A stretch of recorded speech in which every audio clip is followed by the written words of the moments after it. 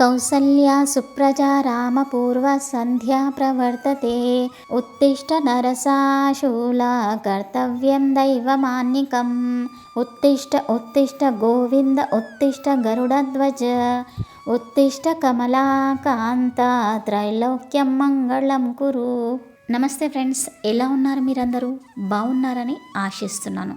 నిత్య పూజ మన ఇంట్లో ఎలా చేసుకోవాలి నేను మీకు చెప్పేంత గొప్పదాన్నైతే కాదు, కానీ కొన్ని సంవత్సరాల ఎక్స్పీరియన్స్, డెడికేషన్, రీసెర్చ్, బుక్స్ చదివిన తర్వాత నా ఇంట్లో నేను పూజ ఎలా చేసుకుంటాను ఇవన్నీ మీకు నా వీడియో ద్వారా తెలియజేస్తున్నాను.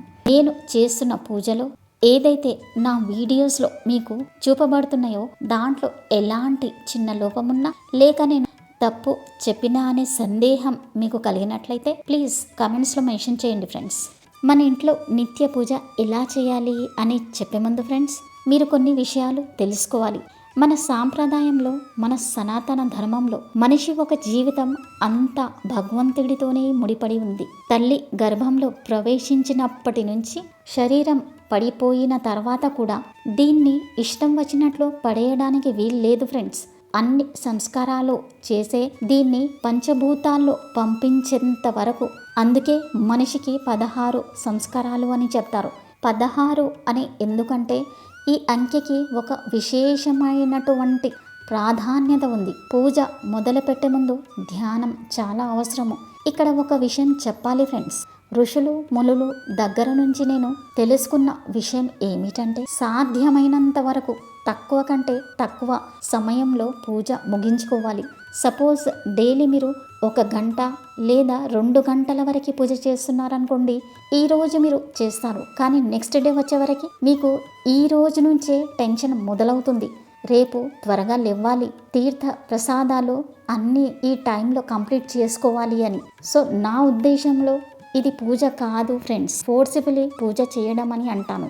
పూజ చేయడం అంటే ఫ్రెండ్స్ జస్ట్ సింపుల్గా మీరు పూజ గుడి క్లీన్ చేసుకొని 2 దీపాలు, ఓన్లీ 2 దీపాలు, మనసులో సంకల్పం, మీ గోత్రనామాలు, ఫ్యామిలీ మెంబర్ నేమ్స్ చెప్పి ముగించారనుకోండి, మీ పూజ పరిపూర్ణత పొందినట్లే.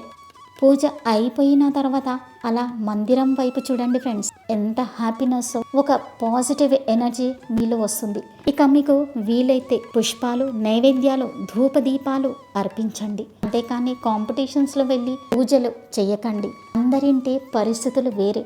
ప్రతి ఒక్కరికి ఆ దేవుడు ఏదో దుఃఖం అంటగట్టాడు. ఈ జీవితంలో ఎవరు హ్యాపీగా లేరు. హ్యాపీగా ఉన్నారు అని ఎప్పుడు కూడా నవ్వుతున్నారు అనుకుంటే మీకంటే ఎక్కువ బాధల్లో వారు ఉన్నారని అర్థం. ఇక చివరిగా మీకు సమయం ఉంది అనుకోండి, లక్ష్మీ స్తోత్రం, శివ స్తోత్రం లేదా 108 నామాలు చదివిన మంచి ఫలితం దొరుకుతుంది. నా మోటివేషన్ నిత్య పూజ ఎలా చేసుకోవాలి అని టాపిక్ నచ్చినట్లయితే నా ఛానల్ని సబ్స్క్రైబ్ చేయడం మర్చిపోకండి. చెప్పాలి అంటే నిత్య పూజ ఎలా చేసుకోవాలి అని, కానీ వీడియో లాంగ్ అయిపోతుంది. So thanks for watching. Bye bye and take care.